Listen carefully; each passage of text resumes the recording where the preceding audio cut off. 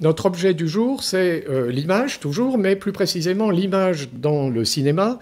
Et plus précisément encore, j'ai choisi cet objet de réflexion qui est le simulacre au cinéma. Le simulacre au cinéma. Le simulacre qui est une modalité de l'image. Le simulacre est une image, mais toute image n'est pas un simulacre. Donc je m'arrête un instant sur ce point, et je vais m'arrêter sur ce point à partir de l'expérience que nous offre le cinéma lui-même. Bon, le cinéma, c'est une invention récente, en fait. Le cinéma date de 1895, c'est les frères Lumière qui inventent le cinéma, ce qui est déjà incroyable. Enfin, les inventeurs du cinéma s'appellent Lumière. C'est quand même déjà d'emblée... l'histoire du cinéma est ancrée dans quelque chose qui est vraiment tout à fait singulier. Les frères Lumière inventent le cinéma, et l'un des deux frères Lumière, Louis Lumière, a réalisé un film, L'arrivée d'un train en gare de la Ciotat. Le film date de 1896. Donc c'est dès l'invention du cinéma. 95, le cinéma est inventé. 96, diffusion publique de ce film. C'est un film, hein. C'est un film puisqu'il y a un montage, il y a un cadrage d'ailleurs très, très malin, très intelligent. Certains disent que dès ce premier film, on a déjà un très grand nombre de techniques de prise de vue cinématographique en ce qui concerne le placement d'une caméra, le cadrage, etc. Ça a été fait... par exemple, Méliès avait filmé un train aussi, enfin, filmera un train aussi, mais il le filmera avec la caméra comme ça et le train passant devant, ce qui donne une impression un peu plate. Alors que Louis Lumière, lui, filme le train avec une caméra placée avec un angle de vue qui donne vraiment un sentiment de profondeur de champ et de perspective très, très, très importante. Alors pourquoi j'évoque ça? Parce que ce premier film a été diffusé en public, comme là ce soir, et, dit-on, les personnes ayant assisté à cette première projection ont été saisies de panique. Donc les gens se seraient levés, certains se seraient trouvés mal, certains ont eu l'impression que le train leur arrivait dessus. Bon. Alors, cette idée que le cinéma puisse produire des effets comme ça sur le public, comme si l'image n'était pas seulement l'image de ce dont elle est l'image, mais comme si l'image était la réalité même de ce dont elle est l'image. Vous voyez, une image, c'est quelque chose qui renvoie à autre chose. L'image est toujours l'image de quelque chose. Bon. Mais quand l'image renvoie à quelque chose, c'est une image. Mais lorsque l'image de quelque chose est saisie comme si l'image était la chose elle-même, alors l'image devient le simulacre. Donc la scène de panique que j'évoque là, c'est une scène qui renvoie à cette idée que dès le départ, le cinéma a semblé pénétré par le monde des simulacres. Comme si le public avait vu un train arriver dans la salle où il se trouvait. Alors, ça, c'est des choses qui circulent, on le sait. Par exemple, en 1973, lorsque Friedkin réalise L'Exorciste. Alors moi, je me souviens, j'étais très jeune à l'époque, mais j'étais déjà là. Et en 1973, on entendait dire que les gens se trouvaient mal dans la salle au moment de la diffusion de L'Exorciste. Certains se seraient levés, un spectateur se serait levé et se serait précipité sur l'écran. Un autre aurait jeté des chapelets sur l'écran, comme s'il avait vu le diable en personne, vous voyez, dans la salle de cinéma. Friedkin, le réalisateur, dit que pour certaines projections, il y avait une ambulance à la sortie qui était là pour récupérer l'état de santé de ceux qui avaient assisté à ce film, donc tout est dans le titre, hein, L'Exorciste. Donc c'était un film d'horreur. Bon, ce qui est étonnant, assez étonnant d'ailleurs dans ce film, c'est que... bon, c'est un film impressionnant, bien fichu, hein, mais Friedkin est quelqu'un de très malin parce que la jeune fille possédée qui a suscité, dit-on, de telles terreurs chez le spectateur, avant d'être dans le film présentée comme une jeune fille possédée par le démon, est d'abord présentée comme une jeune fille souffrant de troubles dont on cherche l'origine. Et une scène situe cette jeune fille dans un hôpital, elle va subir des examens médicaux. Donc on voit une espèce de machine qui vient scruter son cerveau, son corps, etc. Et pour ceux qui ont vu le film, c'est peut-être la scène la plus terrifiante du film, en fait. Donc l'univers de la technique, nous dit Friedkin, est un univers absolument terrifiant. La gamine au milieu de ces machines-là est absolument terrifiée. Alors le démon va arriver après, dans le film, il est terrifiant aussi. Mais enfin, la technique est déjà en elle-même un moment très très éprouvant quand on regarde le film. Donc vous voyez, là j'évoque deux films qui auraient produit chez le spectateur le sentiment, non pas de la présence d'une image renvoyant un objet, mais le sentiment de la présence même de l'objet dont l'image est censée être la copie. Et là, dans ce cas de figure, l'image ne serait plus simplement une image, mais bien un simulacre. Le simulacre, c'est ça. Je perçois une image, mais je perçois l'image comme si elle n'était pas une image, mais comme si elle était l'objet dont elle est l'image. Bon, plus récemment encore, là, il y a un film qui vient de sortir il y a quelques semaines, qui s'appelle Terrifier 3, je ne sais pas si vous avez entendu parler de ça dans la presse, et il a été interdit aux moins de 18 ans, ce qui arrive jamais en France. Les films d'horreur, en général, sont interdits aux moins de 16 ans.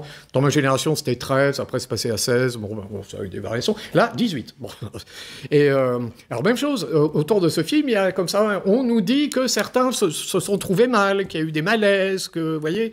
Donc, il y a une répétition comme ça dans l'histoire du cinéma, de ces films qui se présentent, dont on nous présente d'ailleurs la réalité, comme si ils étaient inquiétants par le fait que quand on les voit, on ne verrait pas tout à fait une image, mais on verrait l'objet dont ils sont l'image.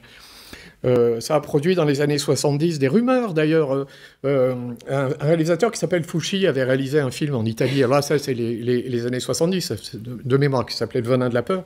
Et il s'est retrouvé au tribunal parce qu'il y a une scène avec des chiens qui sont présentés dans une espèce de scène très bizarre de machinerie technique qui domine ces animaux qui sont présentés comme dans un laboratoire. Bon.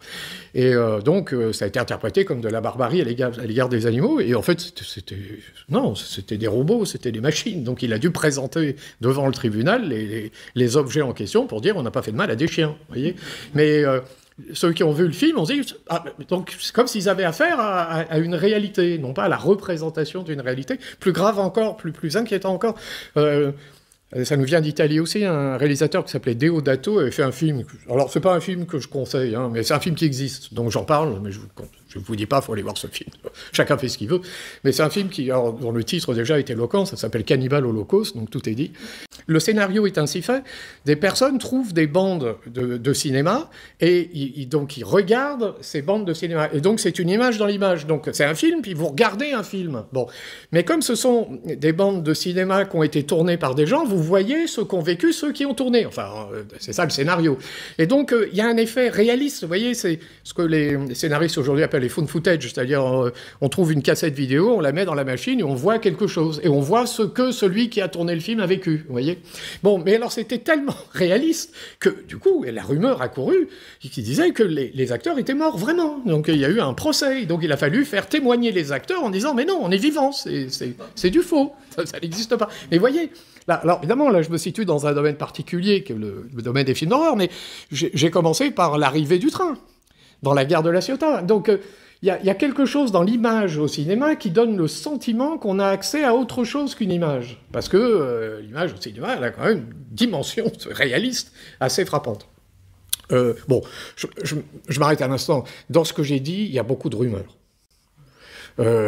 Renseignement pris, lorsque Louis Lumière a diffusé son film, non, il n'y a pas eu d'effet de panique. Non, c'est pas vrai. Il y a eu une inquiétude, il y a eu ce que un cinéaste américain appelle aujourd'hui une sorte de jump scare, quoi. C'est-à-dire on sursaute parce qu'on s'y attendait pas. Vous voyez, mais les gens sont pas sortis de la salle en hurlant. D'ailleurs, l'écran qui a permis de diffuser le film, d'après ce que l'on sait, était petit. Vous voyez, il était attaché entre deux portes, il n'était pas très grand. C'est pas un grand écran, c'est pas ce que vous avez dans un cinéma contemporain avec des écrans géants, une qualité d'image extraordinaire. Donc, bon, les gens étaient surpris, mais c'est drôle que la rumeur ait été que les gens aient pu être paniqués. Je parlais de l'Exorciste à l'instant. Dans ce film-là, oui, est-ce que les gens sont évanouis c'est comme Terrifier 3, là, la rumeur, oui, les gens s'évanouissent au cinéma. Bon, en tout cas, Fred King entretient la rumeur.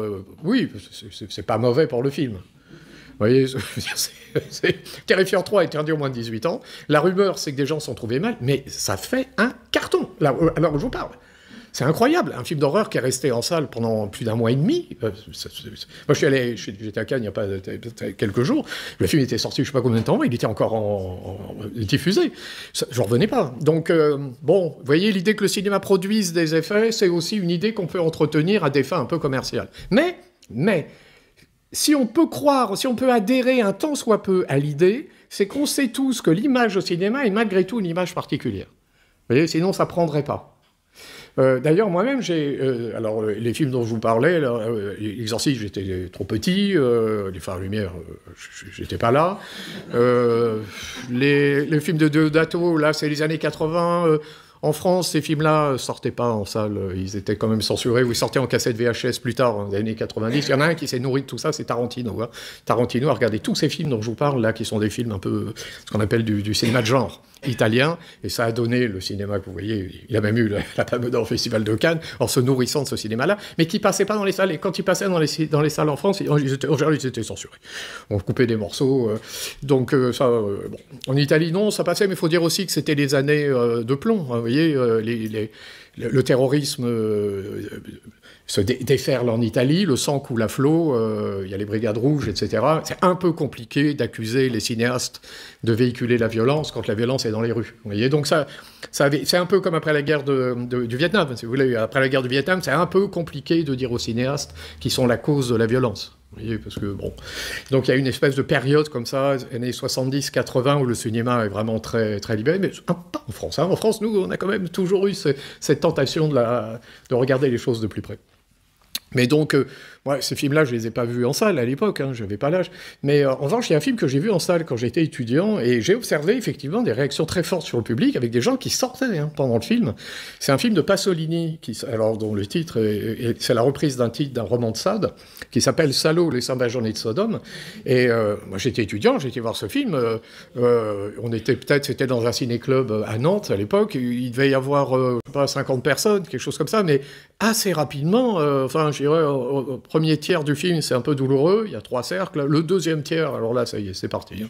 Les gens commençaient à sortir, dont certains en éprouvant un sentiment de colère un peu. Enfin, oui, le film provoquait un sentiment d'agressivité.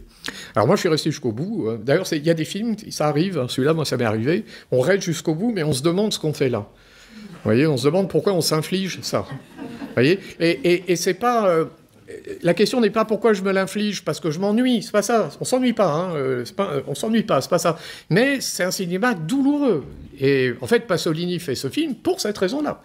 Il s'agit de faire un film douloureux. Il ne s'agit pas de faire un film reprenant Sade et en proposant une version un peu édulcorée, touchant une espèce d'érotisme un peu bontin. Pas du tout. Hein.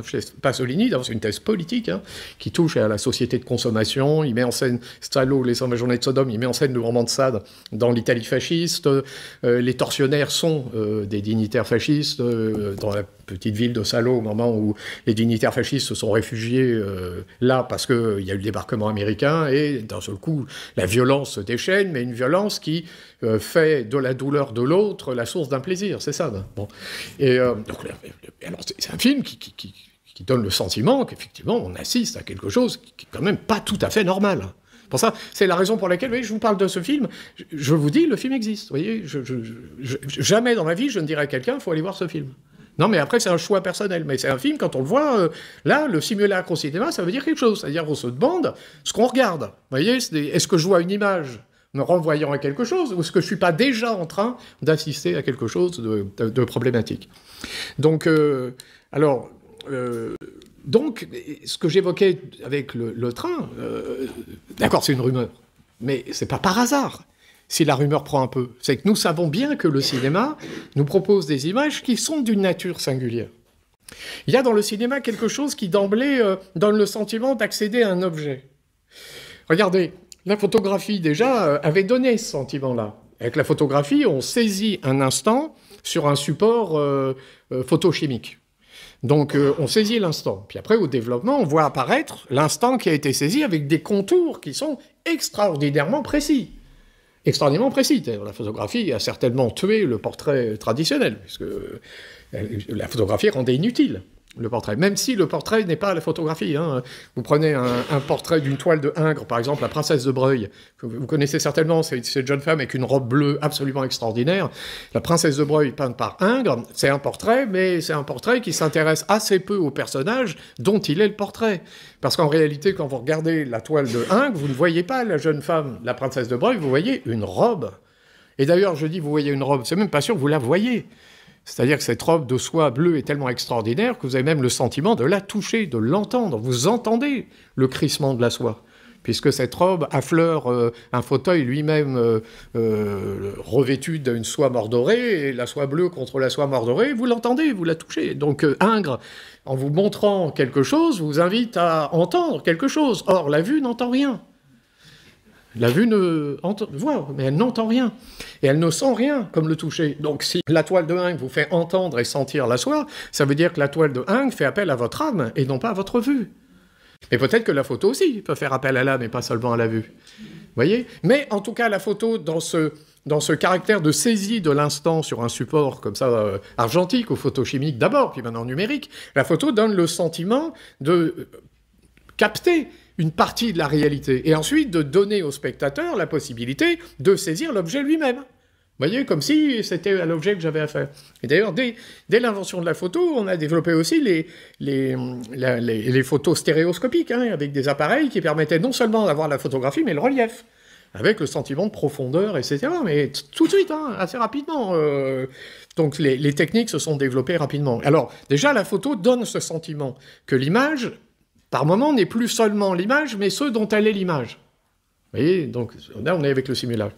On pensera par exemple au fait que dans les tombes des pharaons en Égypte, lorsqu'on peignait un soldat en armes, on peignait toujours dans la cuisse du soldat une dague ou un couteau planté dans la jambe. Pourquoi? Parce qu'il fallait protéger Pharaon de ce soldat qui, dans l'au-delà, pourrait très bien venir l'attaquer. Donc, vous voyez, pour un peintre égyptien, l'image peut être aussi ce dont elle est l'image. Donc, il faut s'en méfier. Il faut faire attention. Et avec la photo, la chose est vraiment prégnante. Et alors, avec le cinéma, on ne saisit plus simplement l'instant. Puisque le cinéma, en saisissant le mouvement, saisit non seulement l'instant présent, figé, arrêté, dans une temporalité qui fait que cet instant dure, mais il dure comme un instant qui reste un instant, comme un éternel présent. Le cinéma, lui, va saisir la durée. Et donc, il saisit non seulement quelque chose qui s'est déroulé, qui a eu lieu dans l'espace, mais il saisit quelque chose qui s'est déployé dans une temporalité. Et donc, en saisissant à la fois l'espace et le temps, le cinéma saisit quelque chose qui est de l'ordre de notre expérience même, expérience qui est à la fois spatiale. Les êtres sont devant moi, ils occupent un espace, ils se distribuent dans l'espace, et en même temps dans une temporalité, puisque ces êtres se distribuent dans une durée autour de moi, en moi aussi, puisque je saisis de mon être quelque chose qui est de l'ordre d'une temporalité. Donc le cinéma, là, accroît ce sentiment qu'en ayant accès à l'image, on a accès à ceux dont l'image est l'image. Comme si le cinéma, par nature, touchait au simulacre. Raison pour laquelle le cinéma, d'emblée, pourrait paraître inquiétant. Vous voyez, j'évoquais à l'instant ce film, qui est un film de divers... Alors, du coup, j'ai été le voir. Hein. J'aime bien parler de ce que j'ai vu. Tout ce que je vais évoquer là, je l'ai vu. Voilà, comme ça, sinon, on a dit. Et l'entrée du train dans la gare de La Ciotat, je l'ai vu, vous l'avez vu. Je n'ai pas eu envie de courir dans la pièce, mais on pourrait dire, oui, mais c'est parce que vous êtes habitué aux images, etc. Mais renseignement pris, j'ai un peu cherché, un peu... Non, on n'a pas couru. Bon, simplement, on a un peu sursauté. Bon, donc, j'ai été voir ce film. Bon, oui, bon, ça on appelle du gore. Bon, le gore, c'est... Comment qualifier ça? On pourrait dire du gore que c'est une transe esthétique. Vous voyez, le gore, c'est un cinéma qui s'adresse plutôt aux jeunes gens, le sang coule à flot, etc. Mais c'est du grand guignol. Il y a une tradition française du grand guignol au théâtre qui a toujours existé, on coupait des têtes, etc. Vous avez retrouvé ça? Il y en a... Oh, ça a fait scandale en soi. C'est une tradition, vraiment. Vous avez retrouvé ça au moment de la cérémonie d'ouverture des Jeux Olympiques, avec la scène, avec la décapitation, tout ça, le groupe de métal qui joue le truc. Bon, c'est une évocation de ce qu'on appelait le grand guignol. On allait au théâtre au début du XXe siècle, et on allait voir au théâtre le sang qui coulait à flot, etc. Personne, à aucun moment, n'a cru que celui qui était sur la scène était décapité ou torturé. Personne. Vous voyez, ça supposait simplement une culture. Donc, ce film-là que j'ai vu, je dis pas que c'est pas un grand film, c'est pas ça, mais bon, c'est du grand guignol, quoi. C'est une transe esthétique, transe au sens où ça s'adresse simplement au corps, et ça provoque des effets quand même, hein. On est rebuté, on est dégoûté, mais on rit aussi. À partir du moment où on a compris que c'est une image, ça devient drôle. Sinon, c'est pas drôle. Vous voyez, si on oublie que c'est une image, là, on rit plus. Mais si on sait que c'est une image, il y a même une dimension comique d'un personnage qui est finalement une mimique, des gestuels, cette espèce de clown qui se déplace, et qui se déplace dans un mouvement qui ressemble à la fois à ceux du mime Marceau, mais à ceux de Charlie Chaplin aussi, en fait. Si on regarde bien, il y a quelque chose comme ça. Donc le cinéaste s'amuse. En fait, il s'amuse. Tout le monde s'amuse sur le plateau, le cinéaste, les acteurs, tout le monde rigole. Les seuls qui rigolent pas, c'est ceux qui regardent le film et qui l'interdisent aux moins de 18 ans. Mais peut-être parce que... Alors peut-être pour de bonnes raisons d'ailleurs, c'est qu'il y a un niveau de violence tel dans le monde que nous vivons qu'on finit par craindre que l'image, à son tour, engendre de nouvelles violences. D'ailleurs, c'était l'argument juridique. Ce film n'est-il pas propre à inciter à la violence? Par conséquent... bon.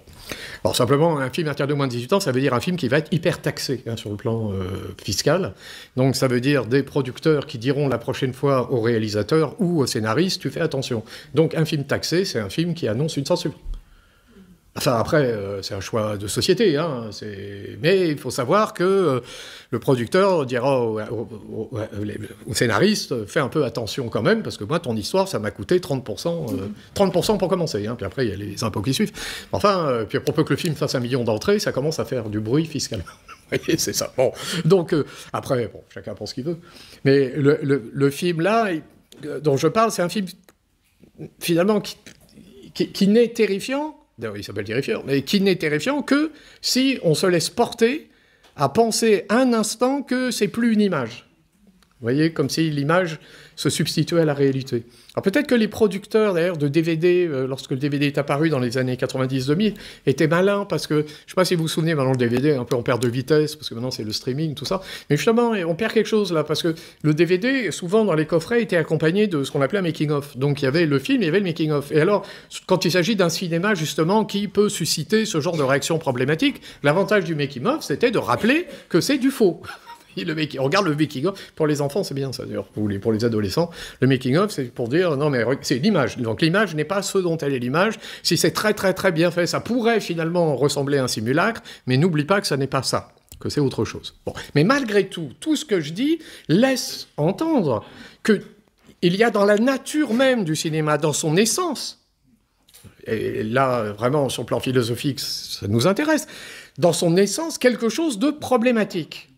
Dans la mesure où le cinéma pouvant, parce qu'il saisit à la fois la réalité qu'il donne à voir dans l'espace et dans le temps, parce que saisissant cette réalité ainsi, et donnant ainsi le sentiment qu'on a accès au réel lui-même, peut-être qu'il nous détourne du réel. Vous voyez, donc le philosophe, au premier abord, pourrait entretenir une certaine suspicion à l'égard du cinéma. Il faudrait s'en méfier. Dans la mesure où il nous détourne de la réalité, l'esprit épris de vérité ne pourrait pas ne pas s'inquiéter de ces images diffusées qui se donnent à contempler d'une manière telle qu'on puisse les confondre avec l'objet dont elles sont l'image. Évidemment, là j'ai pris... je me suis situé dans le domaine du film d'horreur ou du film fantastique, parce que dans ce domaine-là, l'effet produit, la peur, la crainte, etc., c'est ce qui fait toucher du doigt le sentiment d'une réalité. Un peu comme dans le cauchemar. Parce que le cauchemar, c'est un rêve, mais c'est un rêve qui vraiment appuie, développe, déploie, creuse le sentiment de passivité qu'on éprouve dans tous les rêves. Simplement, quand le rêve se passe bien, la passivité est là, quelque chose se passe devant moi, en tout cas c'est ce que je crois, et donc je le perçois comme si c'était devant moi, mais comme je n'en souffre pas particulièrement, bon, ça passe. Bon. Dans le cauchemar, quelque chose se passe, mais semble me menacer à un point tel que le sentiment de passivité s'impose à mon expérience. Vous voyez? Donc, c'est le moment où l'image se confondant avec la réalité pose vraiment problème, parce que là, où est le réel? Donc si le cinéma... par sa nature même, vous voyez, de moyens techniques d'abord permettant de capter non seulement un instant, mais un instant dans une durée, si le cinéma permet de produire des images donnant l'illusion de pouvoir se substituer à la réalité, alors le cinéma devrait être l'objet d'une vive critique de la part du philosophe. Le philosophe devrait se détourner du cinéma. Il devrait se tourner vers le concept et se détourner des images. En général, et des images cinématographiques en particulier. L'image en général étant dangereuse, mais alors l'image cinématographique étant peut-être la pire de toutes, la plus dangereuse de toutes. Vous voyez? On pensera d'ailleurs ici à l'allégorie de la caverne de Platon. l'allégorie de la caverne se présente ainsi. Vous avez des personnages qui sont au fond d'une caverne, c'est une allégorie, hein, c'est une image. Bon. Donc ils sont au fond d'une caverne, ils sont enchaînés, ils n'ont vu depuis leur enfance que la paroi du fond de la caverne. Au-dessus d'eux se trouve un muret, au-delà du muret il y a un feu. Entre le feu et les murets passent des marchands qui transportent des objets et qui, tels des montreurs de marionnettes, projettent au fond de la caverne des ombres, puisqu'il y a la lumière, le muret, les enchaînés au fond de la caverne, qui ne voient, parce qu'ils sont enchaînés, que le fond, et ils voient des ombres. Et donc, un peu comme ça, spontanément, on se dit, Platon, c'est génial, il est en train de nous parler du cinéma. Ben oui, une caverne, c'est un lieu sombre, une cavité, des parois, sur la paroi, il y a des ombres, voilà, c'est le cinéma. Donc Platon serait le premier grand critique du cinéma, mais critique du cinéma au sens où Platon, avant même l'invention du cinéma, serait celui qui condamnerait déjà le cinéma, puisque le philosophe aurait pour but, enfin pour désir d'ailleurs, d'accéder à la vérité, et pour accéder à la vérité, évidemment, il faudrait qu'il se détourne des ombres au fond de la caverne, qui ne sont que des ombres, et l'ombre n'est pas ce dont elle est l'ombre. Et donc, le but du philosophe serait de tourner ses regards vers le haut, de sortir de la caverne, puis d'aller gambader dans le monde. Voilà, ce serait ça la philosophie, la condamnation. Voilà, le philosophe, ce serait celui qui condamne. Donc, qui condamne les images, qui condamne... Puis là, en l'occurrence, il condamnerait même le cinéma. Il n'est pas en train de vous dire que les images, c'est condamnable, puisque je viens de vous dire que l'allégorie de la caverne, c'est une image. Il faut commencer par le commencement.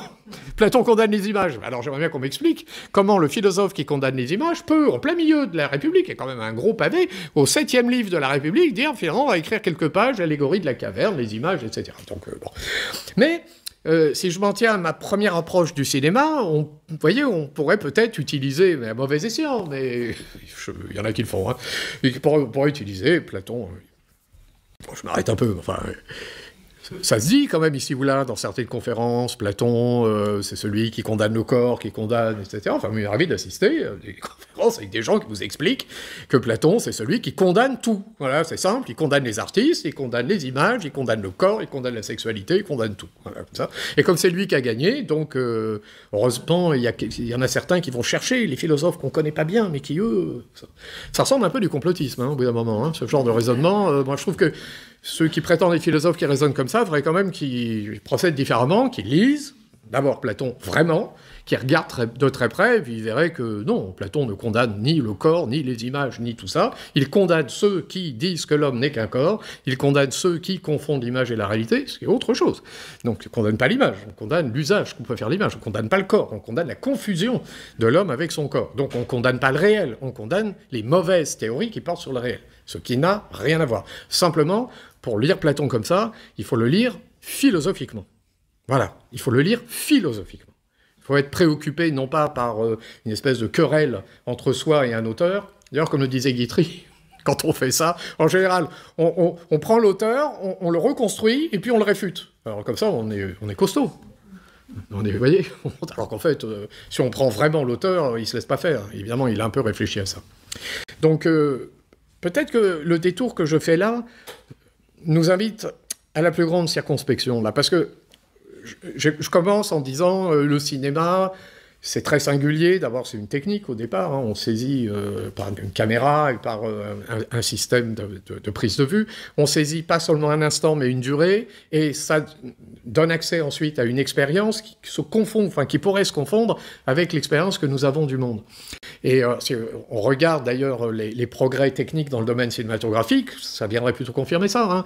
Le numérique qui produit des images mais absolument extraordinaires. Enfin, avec le sentiment que l'objet est là, vous voyez, avec une profondeur de champ absolument incroyable. On pense à la 3D aussi, hein, l'image en relief, qu'on appelle la 3D, qui a disparu pour des raisons de confort, parce que les gens n'aiment pas les lunettes, mais ça réapparaît quand même régulièrement au cinéma.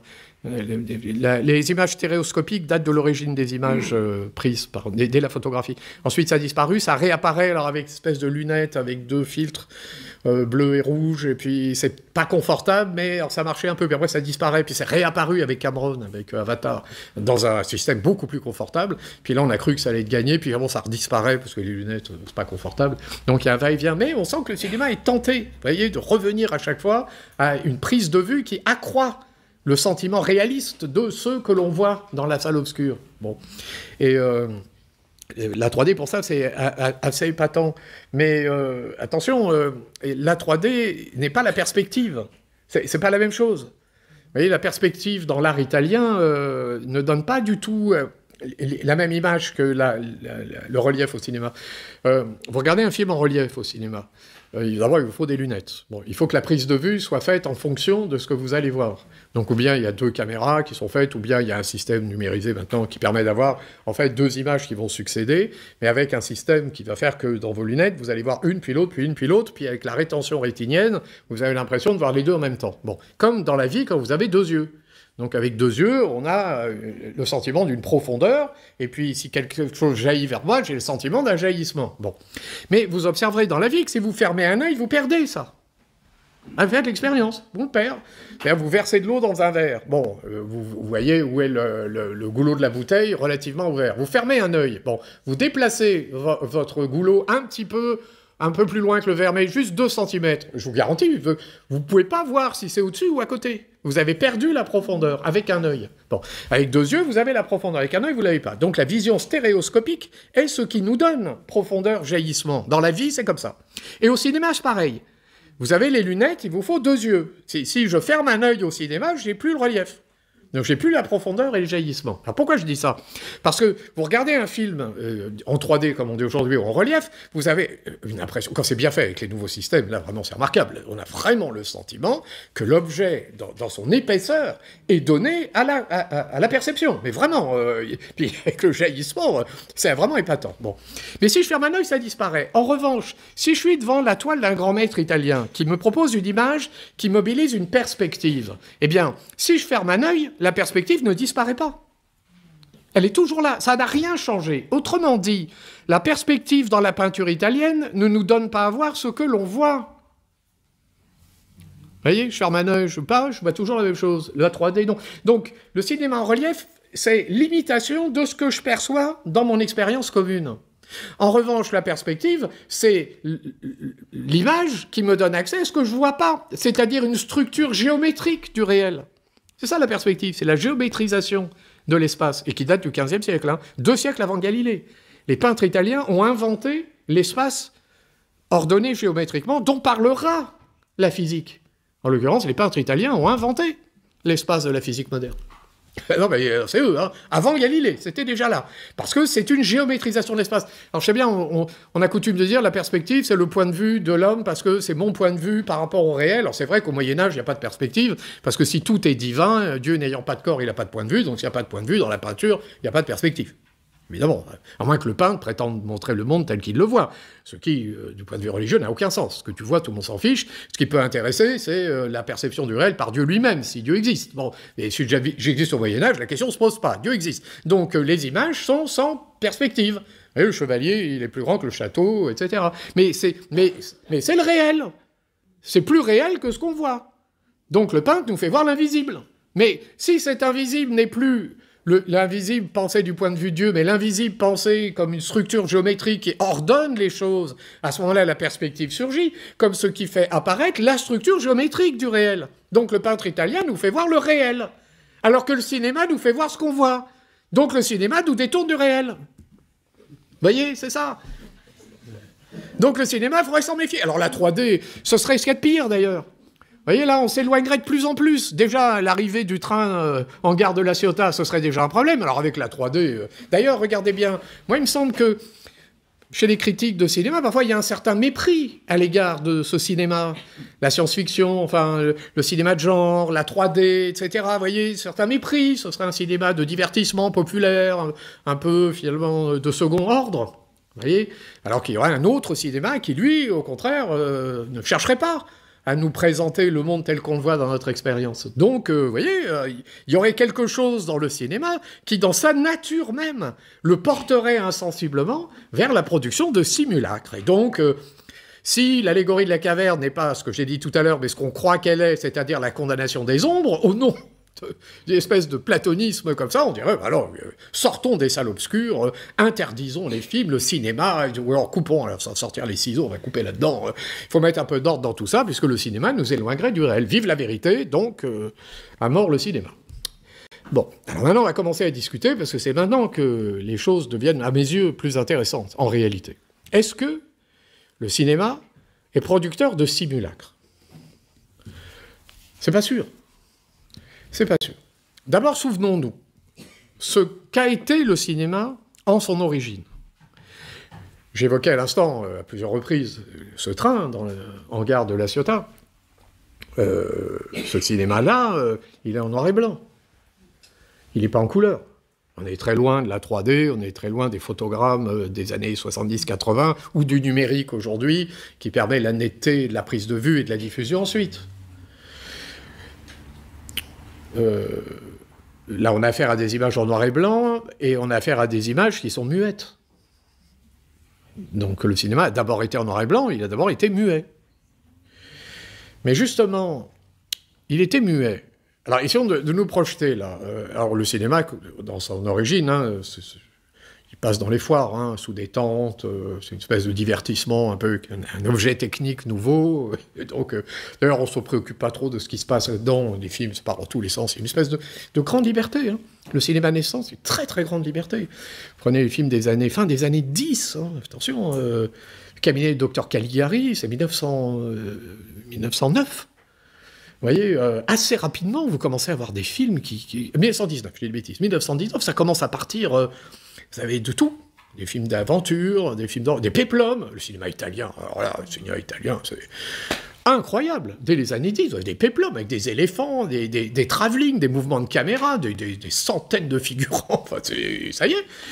Avec tous les chants, les contre-chants, enfin, tout ce qu'ensuite on voit réapparaître, enfin, se développer dans le cinéma que nous connaissons. Vous regardez la série des Star Wars, par exemple, de Spielberg, les robots de Star Wars, etc. Mais regardez bien, quand même. Il y en a un des deux, il est dans Metropolis de Fritz Lang, qui est un film qui a été réalisé dans les années 20. Qui est un film muet, qui est un film d'anticipation, où il y a tout. En fait, il y a déjà tout. Il y a les robots, il y a les villes, Métropolis, que vous retrouvez dans Blade Runner. Et donc, c'est un cinéma naissant, mais qui est un cinéma qui déjà fait tout, mais qui est un cinéma muet, en noir et blanc. Bon, déjà, la question du simulacre se pose, si on réfléchit comme ça, en des termes un peu différents. Alors, même si la durée est bien là, la représentation d'objets dans l'espace est bien là, donc la durée, il y a le mouvement, il y a tout ça, puis il y a la mise en scène, il y a le scénario, tout y est déjà. Mais peut-être que le noir et blanc aussi, c'est la couleur ou l'absence de couleur du rêve. C'est la durée du rêve. C'est-à-dire qu'au cinéma, on assiste à quelque chose qui n'est pas très éloigné du rêve. Mais dont je disais à l'instant que lui-même est un simulacre. Sauf que quand je vais dans une salle de cinéma, j'assiste à un rêve, mais c'est un rêve éveillé. Alors que le rêveur, quand il rêve, il ne sait pas qu'il rêve. Voilà, surtout que je reprends l'image du cauchemar, si je sais que je rêve, c'est plus un cauchemar. Hein. Donc pour que ce soit un cauchemar, il faut vraiment que je sois prisonnier de mes propres images. Vous voyez, le rêve, c'est la conscience qui se prend... Le rêve, c'est la conscience qui se prend à ses propres images. Vous voyez, et elle se prend au jeu. Mais alors, au jeu des images. Mais alors, elle ne peut plus en sortir. Elle est prise dans les images elles-mêmes. Donc il y a une espèce de chose-trappe de l'image dans le rêve. Vous voyez, c'est un piège pour la conscience. Puis après, on se réveille, c'était un rêve. Bon. Le cinéma, bon, c'est la temporalité du rêve, c'est vrai. Parce que puis le noir et blanc, etc. Mais bon, j'ai payé mon billet, je m'assois, l'image démarre et j'assiste à un rêve. Est-ce que je suis en train de rêver? En tout cas, j'assiste à quelque chose qui est une temporalité du rêve. Mais alors, je rêve, mais comme un rêveur éveillé qui ne rêve pas, mais qui assisterait au rêve. Peut-être au rêve de quelqu'un, d'ailleurs. Peut-être au rêve de quelqu'un. Qu'est-ce qu'on voit au rêve? Qu'est-ce qu'on voit au cinéma? Je vais prendre... je vous soumets un élément de réflexion. Le cinéma, disais-je à l'instant, a commencé en noir et blanc et muet. Mais muet, c'est sûr? Muet, ça veut dire quoi? Sans parole? C'est pas sûr. Hein. Le cinéma, au départ, est certes muet au sens où on n'entend pas la voix des acteurs, on n'entend pas les sons. Mais d'abord, il n'est pas silencieux, parce que si on n'entend pas les sons, il y a la musique. Et tout de suite, le cinéma a épousé la musique. Mais tout de suite. C'est-à-dire qu'il y a... Alors, dans les petites salles, il y a toujours un pianiste qui improvisait en regardant ce qui se joue à l'écran, qui étaient d'ailleurs, en général, des gens qui étaient des bons musiciens, parce qu'ils arrivaient, par la musique, à accompagner l'image. Mais dans certains cas, ça prenait une ampleur, des films étaient diffusés, alors là c'est un peu plus tard, mais avec l'orchestre symphonique qui publie, qui diffusait. Certains films étaient tournés d'ailleurs avec 3 images diffusées simultanément, avec un orchestre qui jouait devant, c'était un spectacle, hein, avec vraiment une mise en scène extraordinaire. Donc il était peut-être muet, mais enfin déjà il n'était pas silencieux. Voilà. Pour ça que je vous parle de la musique, c'est un cinéma qui n'a jamais été silencieux. Le cinéma n'a jamais été silencieux. Et d'ailleurs le fait qu'il ait épousé la musique, c'est pas surprenant, puisque la musique est elle-même l'art du temps. La musique, c'est une temporalité. Et le cinéma saisit une temporalité. Donc ce sont 2 arts qui se sont mariés très rapidement. Vous voyez, un peu comme le théâtre et la musique se sont mariés dans l'opéra. Eh bien, le cinéma et la musique se sont mariés aussi et très rapidement par le fait de cette temporalité commune. Au point que la musique, là, est un élément constitutif de l'expérience de ce qu'on vit au cinéma. Puis alors, vous prenez même le cinéma plus contemporain, vous prenez les films de Sergio Leone, qu'on appelle avec un certain mépris, un peu... Un mépris qui va avec ce que je disais tout à l'heure, un mépris pour le relief, pour le cinéma de genre, etc. Ce qu'on appelait à l'époque les western spaghetti, vous voyez, avec un certain mépris, alors que les films de Sergio Leone sont d'authentiques œuvres d'art, très proche de l'opéra italien. Vous voyez, alors on peut aussi, à propos de Puccini, parler de la musique spaghetti. On pourrait aussi faire ça, mais on n'ose plus, parce qu'on sait bien qu'on a affaire au génie. Bon, moi je crois que d'ici quelques temps, on n'osera plus parler de western spaghetti, puisque, en fait, pour regarder les films de Sergio Leone, ce sont d'authentiques œuvres d'art, beaucoup plus proches de l'opéra, d'ailleurs, que simplement du cinéma de divertissement. Et pourquoi je dis ça? Parce que chez Leone, on parle peu, mais il y a de la musique. Et on parle peu, hein. Vous avez une scène de duel entre Charles Bronson et Henry Fonda, à la fin de Il était une fois dans l'Ouest, c'est extraordinaire, avec la musique d'Ennio Morricone, mais enfin, c'est un opéra. Alors, vous savez, vous êtes en Italie. Enfin, vous êtes en Italie et au Japon. Et au Japon. Parce que Léon a regardé de très près l'imagerie japonaise, et notamment même le cinéma japonais. On comprend que il a découvert les mangas avant les mangas. Enfin, avant qu'on puisse les connaître. Pourquoi? Parce que, pour ceux qui ont vu ce film, enfin, tout le monde a vu ces scènes-là, vous avez donc ce duel entre Charles Bronson et Ennio Morricone, ils sont face à face l'un à l'autre. Et alors la musique démarre, et on prend son temps. C'est lent, c'est long, mais parce qu'il y a une durée, il y a une temporalité. Et puis, gros plan sur la botte. Gros plan sur la main, sur le revolver. Gros plan sur le regard de l'un, de l'autre. Et puis... Henry Fonda, c'est le méchant, Henry Fonda. Alors, il est face à Charles Bronson. Alors, lui, c'est le gentil. Enfin, le gentil, mais un gentil version Sergio Leone, quand même. Donc, c'est un gentil, disons, un peu rugueux. Vous voyez, c'est un gentil un peu... C'est une virilité rugueuse. Vous voyez. Il est un peu gentil comme la statue du commandeur. Voilà, ce qui veut dire que la statue du commandeur est malgré tout du côté du divin. Donc, en ce sens, elle est gentille. Enfin, on ne peut pas dire qu'elle traite Don Juan avec douceur. Et d'ailleurs, le personnage de Charles Bronson dans ce film-là, c'est un peu la statue du commandeur. C'est-à-dire, il vient d'on ne sait où pour venger quelqu'un dont on peut penser que c'est son frère. Enfin, quand on voit ce qui se passe dans son âme, on n'est pas très sûr de ça. Quand on sait que l'un des co-scénaristes du film, c'est Dario Argento, qui est un grand cinéaste très, très, très concentré sur du cinéma fantastique et horrifique, on se dit quand même qu'il a inventé un personnage qui pourrait bien venir de l'au-delà. Bon, enfin, en tout cas, c'est le gentil. Bon, mais version Sergio Leone. Et alors, Henry Fonda, donc c'est duel, il y en a deux qui vont mourir. Hein. Et donc, la caméra suit lentement Henry Fonda, qui va se placer relativement à la lumière du jour. Parce que pour un duel, il vaut mieux pas avoir le soleil dans les yeux. Parce que là... donc, et vous suivez. Alors, vous voyez la caméra, vous voyez, vous avez un espèce de travelling en mouvement. Puis là, donc c'est une caméra subjective, là, vous voyez, ah, là, il a trouvé son point. Là, il peut laisser tomber sa veste. Un gros plan sur la veste. Mais personne n'avait jamais fait ça au cinéma. Enfin, c'est de la déconstruction de l'unité harmonieuse d'une toile de bain, justement. On est plutôt dans l'art contemporain, vous voyez, dans la déconstruction, dans quelque chose de radical. Et puis la musique est là, accompagne tout ça, et tout à coup, silence. Enfin, un silence. Il reste quand même un bruit de fond qui est un bruit blanc. Les bruits blancs, c'est des bruits...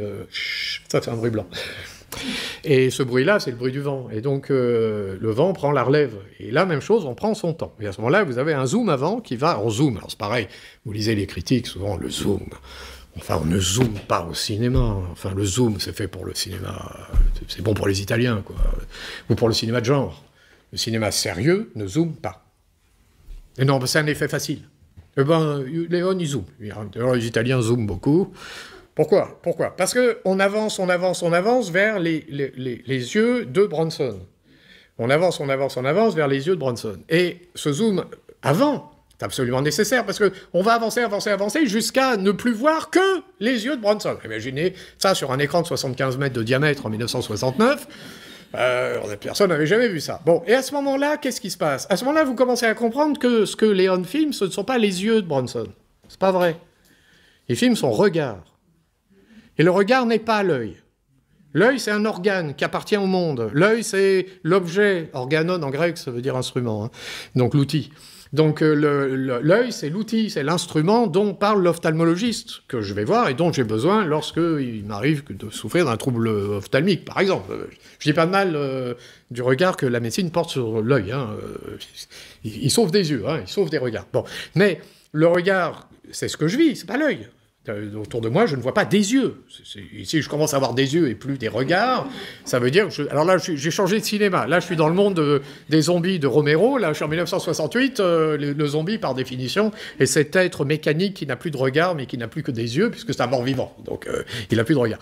Alors, Léon, lui, il ne filme pas des zombies. Il filme des êtres humains qui, donc, n'ont pas des yeux, simplement, mais des regards. Et donc, vous percevez tout à coup que ce que vous saisissez à l'image, à l'écran, c'est pas des yeux, c'est un regard. Et d'ailleurs, le zoom va continuer, puisque quelques secondes après, vous serez dans la mémoire de celui dont vous venez de percevoir le regard. Et le temps s'est arrêté. C'est pour ça que je disais le Japon, parce que dans la culture japonaise, vous regardez ça dans les mangas, les dessins animés japonais, pour ça, sont épatants, parce que justement, il y a cette capacité des cinéastes japonais à dilater la temporalité et parfois à l'arrêter complètement. Donc vous avez le personnage, vous le suivez, puis ça s'arrête. Puis vous rentrez dans son âme. Puis là, vous revenez toute sa vie, quand il est son maître. Puis après, vous revenez au présent et hop, c'est reparti. Mais il s'est passé dans le moment de l'action un millième de seconde. Mais vous, à l'écran, vous avez vu beaucoup, beaucoup, beaucoup de choses. Vous voyez, le temps s'est arrêté. Et là, c'est ça. Donc, le temps s'est arrêté. Pourquoi? Parce que, en fait, vous passez une autre temporalité. C'est plus la temporalité des phénomènes physiques du monde. Vous êtes dans la temporalité de l'âme de Bronson. Vous êtes entré en lui, l'homme à l'harmonica, là. D'ailleurs, il fait de la musique, lui, toujours. Et hop, vous rentrez dans son âme. Et vous voyez que longtemps avant, on a tué son frère et que... Oh, on pourrait croire, mais on peut toujours discuter, mais bon. Et que le personnage qui l'a tué, bah, c'est justement celui qui est en face. Donc le duel, et vous sortez du regard, un coup de feu. Alors là, ça prend... c'est rapide. Il n'y a pas besoin de passer 2 heures là-dessus. Pourquoi? Parce que, alors, Henri Fonda tombe au sol, et... alors, le premier plan du film, d'ailleurs, c'est Henri Fonda qui va assassiner un jeune garçon. Hein. Et ça a été censuré sur la télé américaine. Non pas parce que c'était l'assassinat d'un enfant, c'est pas ça. C'est parce que c'était Henri Fonda, l'acteur qui avait joué Lincoln. Et on ne peut pas imaginer que Lincoln tue un enfant. C'est du cinéma. C'est compliqué. C'est pas Lincoln. Il n'a jamais été. Lincoln est mort. C'est un acteur qui a joué et qui maintenant joue un autre rôle. Mais le génie de Léon, c'est d'avoir utilisé Henri Fonda. Il savait ce qu'il faisait, évidemment. Vous savez, alors que là, les Américains, ils vont regarder, parce que cinéma spaghetti, ils vont regarder, mais ils vont comprendre. Cinéma spaghetti, on n'est pas à table en train de manger les pâtes. Hein. On est en train de voyager dans une âme. Et il se joue quelque chose qui est très éclairant au regard de l'âme humaine. Et ensuite, donc Henri Fonda meurt. Enfin, il meurt. Il va falloir qu'il comprenne qui... Mais t'es qui? C'est pour ça, le commandeur. Mais qui es-tu? C'est pas qui... Bon. Mais pourquoi cette lenteur? Mais parce qu'en fait, Léon filme la vie. Et la vie, c'est le temps. C'est pas la mort qui l'intéresse. La mort, il n'y a rien à filmer dans la mort. C'est pas intéressant, la mort. Ce qui est intéressant, c'est ce qui précède la mort. Et ce qui précède la mort, c'est la vie. Autrement dit, c'est nous. On n'est pas pressé, hein, mais on sait bien que ce qu'on est en train de vivre précède la mort. On est mortel. Mais on n'est pas pressé. Enfin, moi, je suis professeur. Hein. Quand je dis ça à mes élèves, mes étudiants... le matin à 8 h, bon, on va tous mourir. Alors j'ai pris l'habitude toujours d'ajouter « mais on n'est pas pressé ». Quand je m'adresse à mes élèves, je dis « surtout vous démarrez ». La philosophie, hein, pensait Spinoza, est une méditation sur la vie et pas sur la mort. Hein. La mort, c'est une passion triste, mais il s'agit de ne pas oublier non plus son sort mortel. Non, mais essayons, je ne dis pas qu'on peut penser la mort joyeusement, mais enfin, en tout cas, on peut se tourner d'autant plus vers les passions joyeuses qu'on n'a pas perdu pied avec sa nature d'être mortel. Parce que si on se prend pour un dieu, de toute façon, ça ne va pas bien se passer. Donc c'est un cinéma, vous voyez, qui donne accès à quelque chose qui est une vérité de l'âme humaine. Donc, il n'y a pas de simulacre. voyez, qu'est-ce que je vois quand je suis au cinéma? Je reviens au cinéma noir et blanc, dit muet. Avant, alors il y a toujours eu la musique, hein, mais avant d'entendre les acteurs parler, il y avait ce qu'on appelait les intertitres. C'est des cartons avec un dialogue, une description. Bon. Alors regardez bien, quand vous regardez un grand film muet, il y en a certains, absolument extraordinaire. Enfin, quand on aime le cinéma, il faut passer un temps à regarder des beaux, grands films muets. Quand on regarde ces films-là, dit muets, hein, quand on regarde ces films, donc on lit l'intertitre, puis ensuite on voit la scène. Puis on lit l'intertitre, on voit la scène. Et à ce moment-là, on se rend compte qu'on comprend ce que dit le personnage alors qu'on a compris ce qu'il avait dit avant. Ou alors on va comprendre après, mais selon que l'intertitre soit placé avant ou après, en général il est placé avant, ça veut dire que il va falloir que j'opère un va-et-vient entre ce que j'ai vu en lisant l'intertitre et ce que je vois en assistant à la scène. Autrement dit, j'opère en regardant ce film-là en permanence un dialogue avec moi-même. C'est un cinéma de l'âme. C'est un cinéma qui s'adresse à notre âme. Vous voyez? Parce que je comprends ce qu'il dit, mais je ne l'entends pas. Mais je comprends ce qu'il dit parce qu'on m'a dit ce qu'il disait avant. Enfin, en tout cas, je l'ai lu. Et en le lisant, j'ai dialogué avec moi-même. Et maintenant, je regarde et je comprends. Vous voyez? C'est un cinéma qui s'adresse à notre âme. Donc, ce n'est pas un cinéma qui s'adresse à nos sens. Alors, il est où le simulacre? Il est où le simulacre? Est-ce que le cinéma n'est pas justement une fenêtre qui s'ouvre sur les profondeurs même de notre âme? Parce que, à ce moment-là, le cinéma est un mode d'accès au réel. Regardez, il y a un film de Pabst. Alors Pabst, c'est un réalisateur allemand. Et il a fait un film qui s'appelle Loulou. Alors qu'il a inventé, vous voyez, ce qu'on appelle la vampe. C'est-à-dire ces femmes fatales qui, lorsqu'on les rencontre, génèrent en soi une immense joie devant une telle beauté, mais qui, en même temps, sont fatales dans la mesure où ça finira dans la mort. Donc, il met ça en scène, hein, Loulou, c'est un film absolument magnifique. Alors ça, c'est un très, très grand film, hein, sur le plan à la fois esthétique. Bon. Alors, il a fait un autre film, je pense ici à un film qu'il a réalisé dans les années 20, là aussi, qui s'appelle Les Mystères d'une âme. Les Mystères d'une âme. Alors, déjà, le titre, Les Mystères d'une âme. Et en fait, ce film, c'est une mise en scène d'une psychanalyse. Et à l'époque, Freud est encore vivant. Et Pabst met en scène une psychanalyse envers un personnage qui, tout à coup, souffre d'un symptôme névrotique. Dès qu'il a un couteau en main, sa névrose, son symptôme névrotique, c'est dès qu'il a une lame ou un couteau en main, il a l'impression qu'il va tuer sa femme. Donc là, c'est quand même très encombrant dans son existence. Et donc, il est obligé de cacher les couteaux, il ne peut plus toucher les couteaux, plus rien du tout. Alors du coup, il va être obligé de quitter son épouse. Il va se réfugier chez sa mère, évidemment. Et alors, elle lui fait la cuisine, alors ce qui fait que quand il mange, c'est sa maman qui lui coupe, vous voyez, puisqu'il ne peut plus toucher un couteau. Et donc, mais heureusement, à l'occasion de ces pérénigrations nocturnes, de ce pauvre homme éperdu, il va rencontrer un personnage qui... Alors, c'est par accident, parce qu'il rencontre le personnage, il veut rentrer chez lui, il ne trouve plus la clé. Le personnage a la clé en main. Et ce personnage, qui semble mystérieux, est un psychanalyste. Et il va lui expliquer qu'il existe une science nouvelle. On est dans les années 20, qui vient... On est dans la modernité la plus radicale. C'est un médecin autrichien qui s'appelle Freud, et qui a expliqué que les troubles de l'esprit pouvaient résulter de mécanismes inconscients très profonds et qu'en agissant de manière appropriée, non pas sur l'inconscient lui-même qui nous échappe, mais sur les refoulements qui sont produits par l'existence, en agissant là-dessus, on peut guérir de ces symptômes. Et le film met en scène une psychanalyse, ce que les Américains appellent la talking cure, c'est-à-dire une cure par la parole dans un film muet. Enfin, quand même, c'est pour ça que j'évoque ça. Vous voyez bien, c'est un film muet, vous entendez rien, et pourtant, à la fin du film, vous comprenez tout. Vous avez tout compris. Vous avez compris ce qu'est une psychanalyse sans jamais entendre quelqu'un parler. Mais pourquoi? Parce qu'en fait, la parole était là. Toute la parole est là. Il n'y a pas les sons, mais il y a la parole.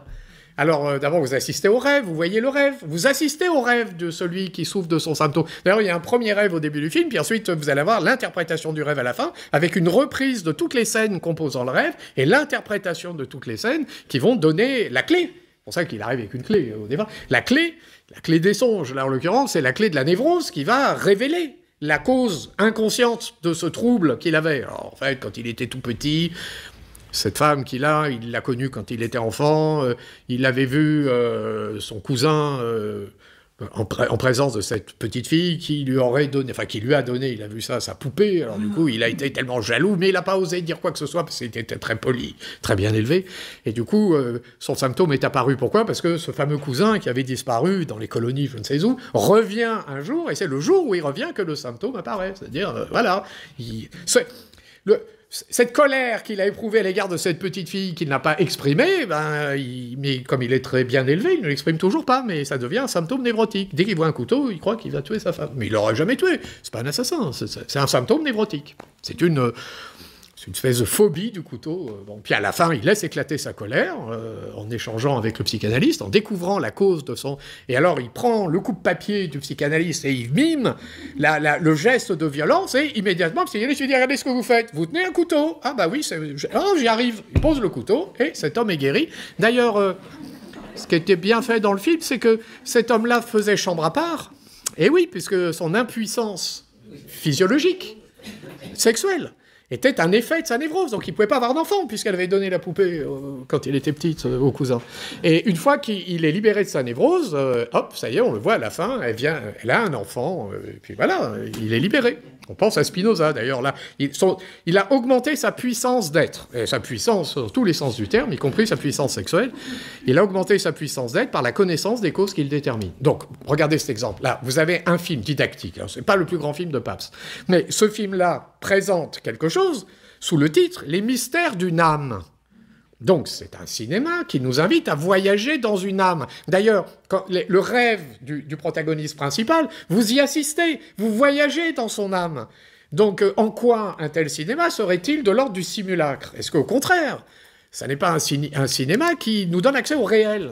En tout cas, à une réalité d'ordre métaphysique, une réalité qui touche à l'âme. Mais, vous voyez, tout à l'heure, j'évoquais l'allégorie de la caverne et je vous faisais cette remarque-là. On prête à Platon, des fois, des théories comme ça. Donc, l'allégorie de la caverne, ce serait une métaphore du cinéma, puisque la caverne, c'est la salle obscure, l'ombre, c'est l'ombre sur l'écran, et comme l'ombre nous détourne de la réalité, il faudrait se détourner des ombres, ou se méfier, en tout cas, méfions-nous de ce qu'on voit sur les écrans. Ce qui n'est pas idiot, je ne dis pas qu'il ne faut pas se méfier. Mais enfin, ici, la suspicion à l'égard de l'image serait liée au fait qu'il y aurait dans l'image elle-même, de manière essentielle, quelque chose de problématique à l'égard d'un rapport philosophique au réel. Vous voyez, comme si l'image en elle-même devait philosophiquement, malgré tout, être condamnée. Alors après, on les accepte, on les tolère, mais avec le recul critique approprié qui fait que l'image en elle-même serait condamnable. Quelle prétention! Quelle prétention! Enfin, Platon n'hésite pas à recourir à des images. Pourquoi? Quelle prétention! Parce qu'un être qui pourrait penser le réel et se le représenter sans image serait un pur esprit. Peut-être que Dieu, s'il existe, moi j'en sais rien, mais si Dieu existe, c'est sûr qu'il rêve pas. Et non, puisque un pur esprit ne se représente le réel que de manière spirituelle, c'est-à-dire finalement conceptuelle. Mais moi, je suis pas un dieu. Moi, je suis un être qui pense, mais un être qui pense et qui est emprisonné d'une manière ou d'une autre dans le monde, ou en tout cas ancré dans le monde, sinon emprisonné, par le fait qu'il est aussi un être corporel.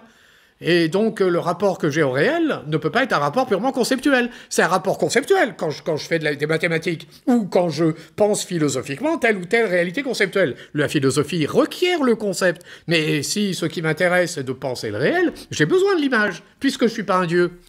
Donc, il me faut aussi des représentations singulières, concrètes, qui me permettent de saisir ce que le concept ne peut pas saisir, qui me permettent de voir ce que l'entendement ne voit pas. Donc, j'ai besoin de l'imagination. Un philosophe sans imagination, est-ce que c'est encore un philosophe? C'est pas sûr. D'ailleurs, même un grand scientifique, même un mathématicien. Quelle imagination!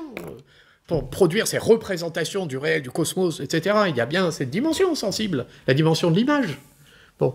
Donc, si je reprends cette image de l'allégorie de la caverne de Platon, c'est peut-être là pour se dire, mais non, peut-être que le cinéma, l'ombre au fond de la caverne, ça peut être une porte d'accès au réel.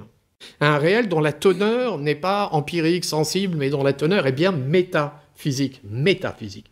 Mystère d'une âme, le voyage dans l'âme, le dialogue de l'âme avec elle-même. Les exemples que j'ai pris, me semble-t-il, sont éloquents, mais je vais évoquer maintenant, j'ai deux grands films. Enfin, deux films, dont un qui est vraiment, à mon sens, très grand, un autre qui est un bon film. Enfin, deux films qui sont intéressants au regard de la question qui nous intéresse ce soir. Pourquoi? Parce que là, je suis en train de dire, il est possible que l'image au cinéma ne soit pas simulacre. En tout cas, il est possible que l'image au cinéma ne soit pas par nature de l'ordre du simulacre. Après, on peut jouer avec les images pour tendre vers le simulacre, c'est possible. Hein. Mais ce que je suis en train de dire, c'est que non, il faut peut-être penser l'image au cinéma comme n'étant pas par nature de l'ordre du simulacre. Donc comme n'étant pas par nature ce qui nous détourne du réel. Au contraire, peut-être que l'image au cinéma est déjà un mode d'accès au réel. Peut-être. En tout cas, les exemples que j'ai pris laissent penser que ça pourrait bien de cet ordre-là. Mais peut-être que le cinéma apporte même plus que ça. Peut-être que là, oui, il faut penser l'allégorie de la caverne. Pourquoi? Parce que l'allégorie de la caverne, c'est une image qui nous met en garde contre les images trompeuses. Mais c'est une image, mais qui nous met en garde contre les images trompeuses. Non pas, il y a des ombres, on fait avec, mais peut-être contre, je l'évoquais à l'instant, ces montreurs de marionnettes qui projettent des ombres. Méfions-nous quand même de ceux qui nous proposent des images qui pourraient bien nous détourner du réel. Bon. Mais peut-être que le cinéma permet ça. Permet d'être une image, la proposition d'une image qui nous met en garde contre les images trompeuses, contre le simulacre. Je vais prendre 2 exemples. Premier exemple, d'abord, un film de science-fiction qui relève de la culture populaire, mais qui est vraiment un film qui a marqué les esprits de cette génération-là. C'est un film de 1999, c'est Matrix. Regardez, vous regardez Matrix. Alors bon, le film, c'est un bon film de science-fiction. À mon sens, alors il est nourri de références, hein, nourri de références philosophiques, esthétiques, enfin nourri. Je dirais même un peu trop, ça finit par être une espèce de jeu intellectuel. On cherche, on en trouve, hein, c'est omniprésent. Alors, Matrix, ça décrit un monde, présente un monde dans lequel les êtres humains vivent, alors, dans des représentations du réel qui ne coïncident pas avec le réel. C'est-à-dire, ils vivent, comme vous et moi, là, dans une pièce, par exemple, mais cette pièce n'existe pas. En fait, ils sont allongés dans des machines qui les nourrissent de manière artificielle, et ces machines produisent dans leur esprit les images qu'ils perçoivent comme étant la réalité. Donc, ils vivent dans un monde de simulacre. Vous voyez ? Ils vivent dans un monde de simulacre. Et donc, c'est la machine qui produit ça. Pourquoi ? Parce que les humains ont fabriqué des machines qui se sont autonomisées, elles ont accédé à la conscience, et pour pouvoir continuer, les humains ont essayé du coup de détruire ces machines, et elles, pour pouvoir se maintenir dans l'être, puisqu'elles sont devenues conscientes, elles ont fait des humains leurs esclaves, en fait. Et elles utilisent les corps humains comme une source d'énergie. Donc, chaque être humain est devenu une pile et qui nourrit la machine. Donc ils sont tous dans des espèces d'alvéoles, et les machines puisent leur énergie comme des piles. Mais pour que ça se passe bien de leur point de vue, la machine crée en eux des représentations qui se donnent à vivre comme si il s'agissait de la réalité, donc de véritables simulacres. L'image n'est pas perçue comme une image, mais elle est perçue comme ceux dont elle est l'image. Donc ils vivent, ces êtres humains comme vous et moi, dont ils vont au travail, ils mènent leur vie, etc. Et en fait, ils sont comme une espèce de rêve, mais ils ne le savent pas. Bon. Alors, le film, là, nous met en situation de regarder des protagonistes qui vivent dans un monde de simulacre. Dès le début d'ailleurs du film, vous avez comme ça des références. Vous avez au tout début du film, alors un personnage est sur son écran, et puis quelqu'un le contacte, et puis ça y est, c'est parti. Et vous avez des personnages qui se présentent. Alors il y a une jeune fille, elle a un petit lapin qui est là, qui est tatoué. Alors évidemment, là on pense à Alice au Pays des Merveilles, donc Lewis Carroll n'est pas loin, donc où es-tu? Est-ce que tu n'es pas dans le rêve de la... Bon. Ensuite, le personnage, il ouvre une espèce de bouquin qui en fait contient des choses, et le titre c'est « Simulacre et simulation ». Simulacre et simulation, c'est un livre de Baudrillard qui a été publié en 1981 en France, et dans Simulacre et simulation, Baudrillard insiste sur ce que les images sont devenues dans notre monde. C'est pas mal sa thèse, hein, ce qu'elles sont devenues. C'est-à-dire que l'image couramment est perçue comme la copie de quelque chose. Image, imago en latin, imitare, c'est la même racine, imitation. Donc l'image, c'est la copie de quelque chose. Mais l'image n'est pas ce dont elle est la copie. Et si je crois que l'image est ce dont elle est la copie, c'est plus une simple image, ça devient un simulacre. Bon.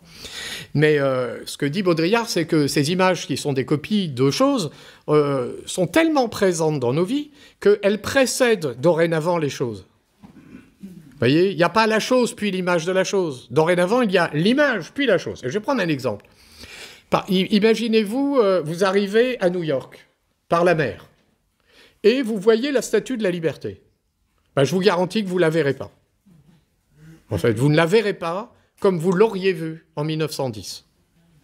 Parce que vous l'avez tellement vue. tellement vu. Depuis les migrants de Charlie Chaplin en 1911, qui arrivent devant la Statue de la Liberté, jusqu'à, dans les années 2000, Cloverfield, qui est un film comme ça de science-fiction avec la Statue de la Liberté, etc. Donc, elle est omniprésente dans nos vies, la Statue de la Liberté. De sorte que quand on voit la Statue de la Liberté à New York, qu'est-ce qu'on voit? La Statue de la Liberté ou la confirmation d'une image qui est déjà dans notre âme, au point que l'image s'est substituée au réel. Donc, vous voyez, simulacre et simulation. Le bouquin de Baudrillard est déjà une méditation sur la puissance des images qui finissent par prendre le pas sur le réel. Donc, les Wachowski, là, qui réalisent le film, hop, font un gros plan, enfin, donnent aux spectateurs un peu... Comme, vous voyez, ça c'est du cinéma, il y en a... Celui qui connaît pas, c'est pas grave, il voit le film. Puis celui qui connaît, il est nourri en plus. Je m'adresse à certains en disant, dans une connivence intellectuelle, on se comprend, et puis pour le grand public, on comprend quand même. Léon, au moins, je peux être je sais pas, un docteur en philosophie, ou je peux être un jeune adolescent qui va au cinéma, on est égaux. Mais c'est bon, la petite référence à Baudrillard, quand je la comprends, j'ai une piste, enfin tout ça. Bon, on est entre soi. Mais bon, en tout cas, la référence est intéressante, parce que le film lui-même présente un monde où les simulacres ont pris le pas sur la réalité. Parce que c'est ça, Matrix. Chacun vit dans un monde de simulacres.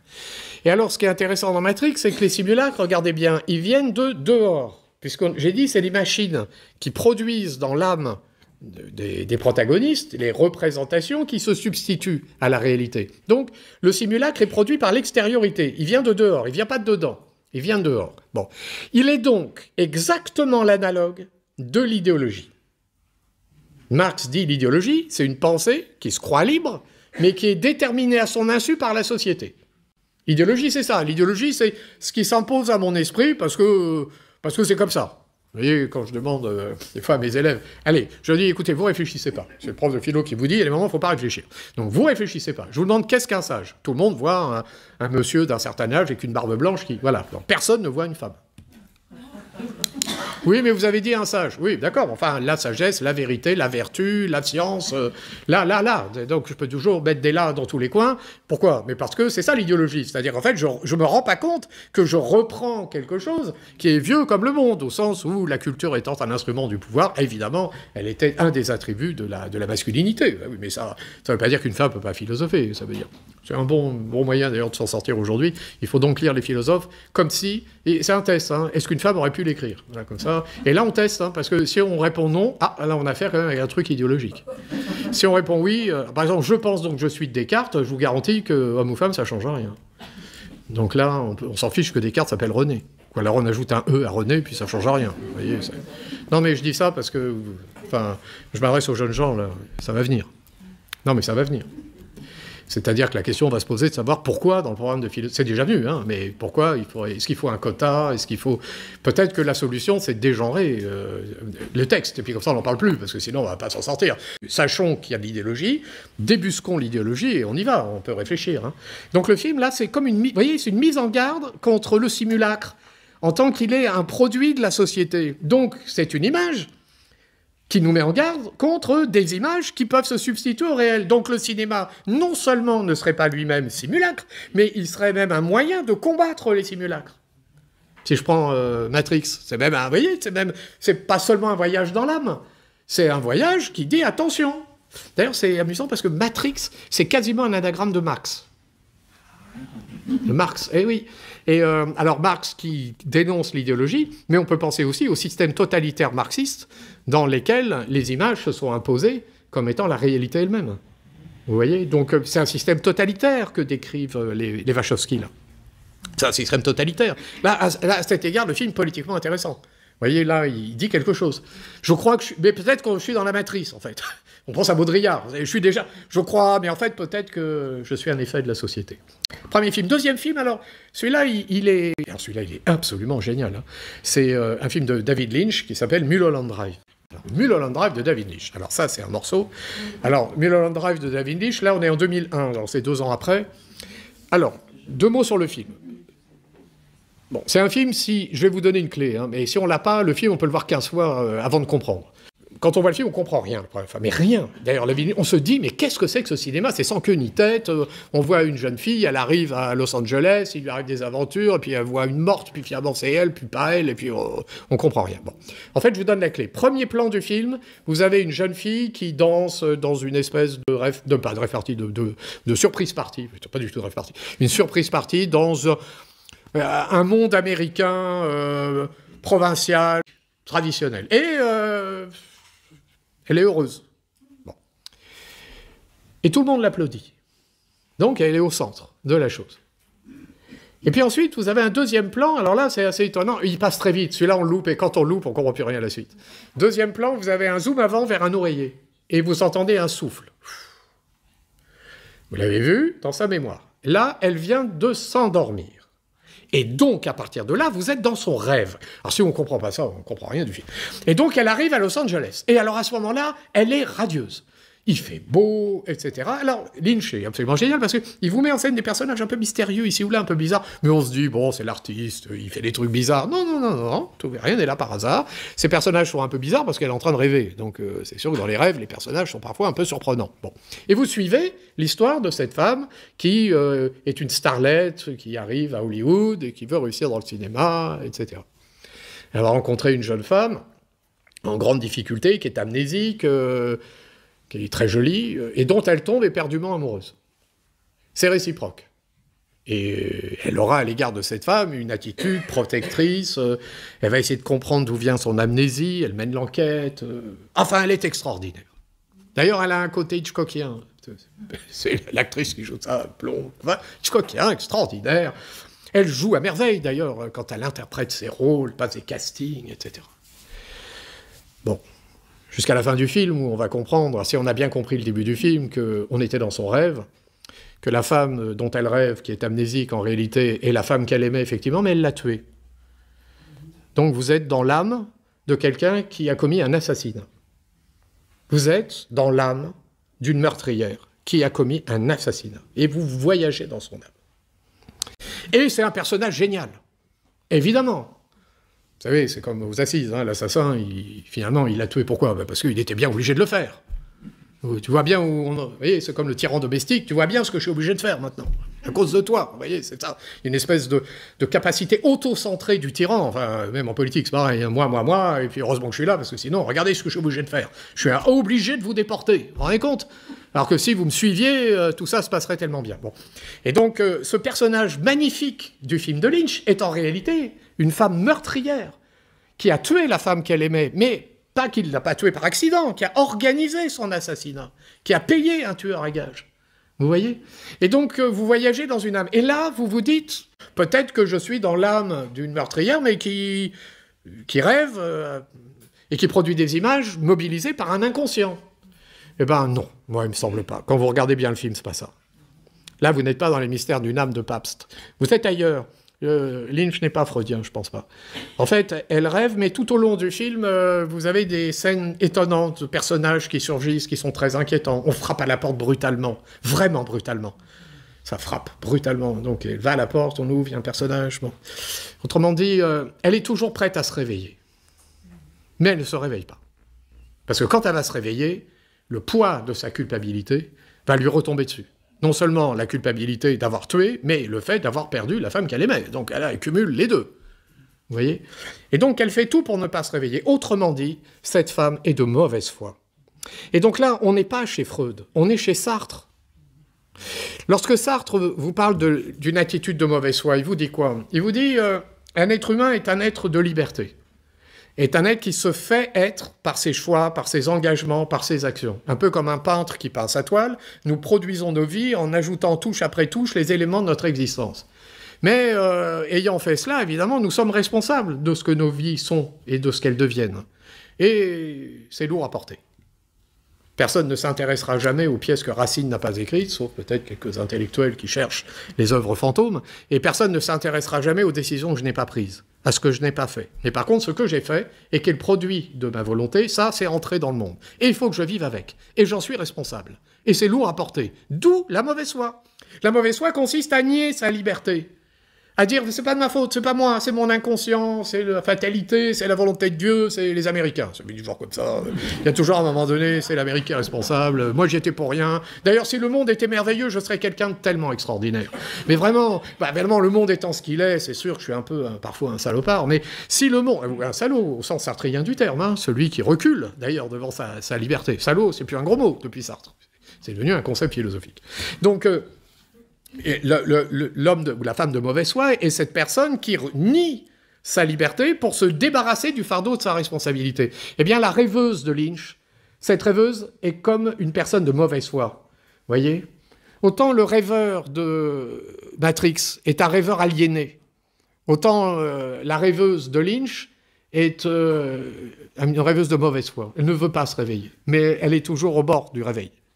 Donc elle rêve, bien sûr, le rêve est une prison de l'âme qui se prend à ses propres images, c'est vrai, mais malgré tout, son rêve à elle est tellement près de se cesser. Vous voyez que... D'ailleurs, on le vit ça parfois, vous vous souvenez, ce rêve qui est tellement extraordinaire qu'on ne veut pas se réveiller. On lutte un peu. Et donc, ça veut dire qu'à ce moment, on rêve, mais on sait quand même qu'on rêve. Mais on ne veut pas que ça soit un rêve. Ou en tout cas, on voudrait que ça continue. Et là, on fait vraiment l'expérience du simulacre. Le simulacre, c'est le rêve éveillé. Le simulacre, c'est le rêve éveillé. C'est pour ça qu'en politique, le simulacre, c'est absolument terrifiant. C'est le rêve éveillé. Vous voyez ? Oh, je ne peux pas résister. On a gagné. Mais vous avez perdu. Non, on a gagné. Mais j'ai tellement envie d'entendre ça. Et le simulacre, c'est le rêve éveillé. Et donc, voilà, on a gagné. Il suffisait de le dire. Vous voyez, parce que gagner, ça veut dire quelque chose en démocratie. Hein, c'est pas avoir 20, 15, 10, c'est 50 plus 1. Vous voyez. Donc, le rêve éveillé de la rêveuse de Lynch, alors c'est un rêve, c'est plutôt un éveil endormi, vous voyez, qu'un rêve éveillé, puisque malgré tout, elle est prisonnière de son rêve, en partie. Hein, mais il y a ces moments, et vraiment, si vous voyez le film, moi, je vous invite à le voir, hein, c'est absolument magnifique. Hein. Là, vous avez un très, très, très grand film qui fait voyager le spectateur dans l'âme d'une femme. Vous voyagez dans une âme. Et donc là, vous avez non seulement un film qui vous fait voyager dans une âme, qui est donc le contraire du simulacre, puisqu'il vous donne accès à quelque chose qui est de l'ordre d'un ressort de l'âme humaine. Parce que ce que vit cette femme, c'est ce que potentiellement tout être humain peut vivre, puisque potentiellement, si le film est sartrien, nous sommes tous à la fois le saint, le salaud, l'assassin ou la victime. Nous sommes tous potentiellement ça. Et nous avons à ne pas être ici, mais plutôt à être ailleurs. Et donc nous visitons notre âme en visitant l'âme de cette femme-là. Et donc, c'est pour ça qu'on sort de là, pas tout à fait indemne d'ailleurs, parce que, donc, dans les ressorts, dans les replis de l'âme humaine, il y a aussi ça. Il y a aussi ça dans les replis. C'est les replis que je n'ai pas envie d'explorer en moi-même. Bon, mais il y a un deuxième élément du film. Non seulement je voyage dans une âme, ce qui me donne accès au réel, mais je voyage dans une âme d'une manière telle que je suis mis en garde contre le simulacre. Mais contre les simulacres, non pas qui viennent de dehors, comme dans Matrix, les simulacres qui viennent de dedans. Parce qu'il y a les simulacres qui sont produits par l'extériorité, les simulacres de l'idéologie, les simulacres de la mécanique sociale, qui fait qu'on est porté à croire en ceci plutôt qu'à cela, en général, parce que ça répond à nos questions, à nos inquiétudes. Mais il y a d'autres simulacres, peut-être plus pernicieux encore, qui sont ceux que nous produisons nous-mêmes. C'est pour ça que la formule de Sartre, là, est très éclairante. Ces simulacres que nous produisons sont des mensonges que l'on se fait à soi-même. La question devient, mais comment un esprit peut-il se mentir à lui-même ? Mais il peut se mentir à lui-même en se prenant à son propre jeu, comme dans un rêve. C'est pour ça que l'idée d'une mise en scène de la mauvaise foi, si tant est que mon interprétation soit la bonne, hein, parce que le propre des artistes, c'est qu'ils vous disent jamais. Vous savez bien, ils vous donnent jamais le mode d'emploi. Mais si tant est que mon interprétation soit la bonne, c'est que vraiment le cinéaste nous invite à méditer sur notre propre capacité à générer en nous ces illusions. Et là, le film prend une teneur authentiquement philosophique. C'est l'ombre, d'accord, mais c'est une ombre qui nous ouvre à la réalité. C'est pas une ombre qui nous détourne du réel. Et je prends une ombre, pourquoi ? Parce que le cinéma, c'est l'ombre et la lumière, dans la salle obscure. Mais c'est une ombre qui ouvre, au contraire, sur le réel. Et vous avez un analogue de ça, évidemment, chez les plus grands. Hitchcock, Vertigo, 1958. Cet homme tombe amoureux de cette femme qu'il suit et il assiste à sa mort parce que, ayant le vertige, il n'a pas pu venir à son secours. Bon, Et puis, ensuite, il est hospitalisé, et puis, dans un hôpital psychiatrique. Et puis ensuite, il va retrouver une femme qui lui ressemble, il va reconstituer la femme qu'il a aimée, et puis on va apprendre que la femme qu'il a reconstituée, c'est la femme qu'il a aimée, mais il a été piégé. En fait, le mari a tué cette femme. Il lui a fait croire qu'il suivait sa femme. En fait, il suivait une espèce d'actrice. Bon. Mais pourquoi je dis ça? Parce que, bon, on peut voir ce film comme un thriller. Moi, je vous soumets un élément d'interprétation possible. Alors, imaginons la situation suivante. Cet homme suit cette femme. Il tombe amoureux d'elle. Il assiste à sa mort. Et d'ailleurs, dans la première partie du film d'Hitchcock, ça se passe à San Francisco. Toute la ville, on monte, on descend avec les voitures. Il y a des plans séquences très très longs avec la musique. Alors, les musiques extraordinaires. C'est comme dans les films italiens. Alors là, on ne parle pas beaucoup. Il y a de la musique. Et vous suivez. Et d'ailleurs, vous voyez la ville filmée derrière le pare-brise de la voiture. Donc vous avez un écran dans l'écran. Et vous voyez ce que voit le protagoniste. Donc il tombe amoureux de cette femme. Elle est sophistiquée, magnifique. Quand elle surgit dans le restaurant, la première fois qu'il la voit, le décor lui-même rougeoie. Enfin, vraiment. C'est un amour fou. Bon, il assiste à la mort de cette femme. Il n'a pas pu la sauver. Pourquoi? Parce qu'il avait le vertige. Bon, parce que vertigo. Et donc, il n'a pas pu la sauver. Et ensuite, il va être jugé pour ça. C'est-à-dire qu'au moment du jugement, le juge va dire « Bon, évidemment, vous n'avez pas pu la sauver à cause de ce symptôme, tout ça. » Enfin bref, il a le poids de la culpabilité. Il est hospitalisé, il sort de l'hôpital, et d'un seul coup, la ville est plate. Vous voyez dans le film, la ville est plate. Question. Alors, il va retrouver une femme, il l'habille, et puis l'ayant rhabillée comme elle l'était, il la coiffe, etc., il retrouve la femme qu'il aimait, et il comprend en fait qu'il a été manipulé. Vous voyez ? Mais, et si, en fait, elle était vraiment morte? Et s'il ne pouvait pas vivre avec le poids de la responsabilité? Et si, dans la deuxième partie du film, on voyageait dans son âme? Et si c'était un rêve? À ce moment-là, il se sauve. J'y suis pour rien, c'est pas de ma faute, j'ai été manipulé. D'ailleurs, à la fin du film, elle meurt, elle tombe du clocher, meurt une deuxième fois. Il voit 2 fois mourir la femme qu'il a aimée. On peut imaginer que cet homme, dans son hôpital psychiatrique, est condamné pour l'éternité à faire le même rêve. Vous voyez? Mais bon, hypothèse de lecture du film, mais qui serait très lynchienne. En tout cas, il est possible que Lynch a bien vu Vertigo comme ça, parce que dans Mulholland Drive, ce qu'il nous présente, alors là, pour le coup, c'est ça. Vous êtes dans l'âme de quelqu'un qui a tué la personne qu'elle aimait. Donc, ça nous permet de conclure que le cinéma, par sa nature même de réalité artistique, passant par des instruments techniques qui donnent l'impression d'avoir accès à une réalité, puisque le cinéma saisit à la fois un espace, un temps, un peu comme dans notre expérience commune. Le cinéma, au premier abord, pourrait sembler être une espèce de machine à produire des simulacres. En réalité, un cinéma authentique n'est pas ça. Un cinéma authentique, c'est un art qui nous permet de voyager dans l'âme humaine et qui, par conséquent, nous donne accès à la réalité de l'humanité. Et là, on voit la différence qu'il y a entre un film et puis une image. Par exemple, un terroriste qui prendrait avec son portable le film de la jeune fille qu'il va massacrer et qui va mettre ça en ligne sur Internet. Vous voyez la différence? C'est que le cinéaste, lui, il va produire une image qui vous ouvre à une réalité. Donc une image qui, en tant qu'image, n'est pas tout à fait dans l'ordre des choses. Parce que c'est une production de l'esprit, qui s'adresse à l'esprit. Alors que le terroriste dont je parle, lui, il est mu par une passion. Il va détruire une personne, il va filmer la personne, il va la mettre sur Internet. Celui qui voit cette image ne voit pas d'image. C'est pas une image. C'est un élément du monde. C'est plus une image. Elle est morte. Vraiment. Donc le cinéma, c'est terrifieur, interdit aux moins de 18 ans. Après ce qui a circulé sur Internet, on comprend un peu le censeur, peut-être. Mais bon, peut-être qu'il faut vraiment réfléchir à ceci, que nous sommes dans le monde des images, et qu'il faudrait, peut-être que l'éducation nationale, introduise une vraie culture de l'image, c'est-à-dire apprendre à vivre avec les images, et notamment apprendre que les ombres au cinéma sont porteuses de vérité. On pourrait peut-être conclure comme ça, en disant que le cinéma, penser le cinéma, vraiment penser le cinéma, c'est penser qu'il existe aussi une vérité des ombres.